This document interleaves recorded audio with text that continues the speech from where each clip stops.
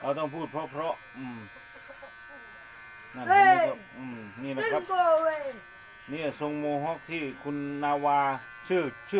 จริงเขาแหละนาวานามสกุลอะไรเอ่ยฉาบพิมายใช่ไหม จัดพี่ไม้ ฉัดพิมายคุณนาวาฉัดพิมายมาขอร้องให้ช่างอ้อนบาร์เบอร์ก็มี FC บอกว่าให้ตัดทรงนี้ให้ดูหน่อยทรงโมฮอคนี่อายุประมาณตอนนี้ก็จะอยู่ประมาณกี่ปีนะประมาณ5 ปีหรือ10 ปี 8 โอ้ตอนนี้8 ปีปิดโรงเรียน เลยมาขอร้องให้ช่างอ้อนนี่ตัดทรงโมฮอคให้ดู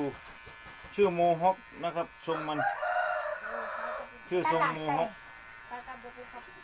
ครับนี่ผมทำให้ดูอย่างนี้เลยนะ แล้ว ครั วั บ น เด็ ถ้าก ห ๆ ลากใส่มันจะเป็นยังไง ถ้าตัดรากไทรมันก็จะเหมือนต้นไทรที่อยู่กับสระน้ำนั่นแหละมันรากมันจะไม่เท่ากันมันจะไว้ฝอย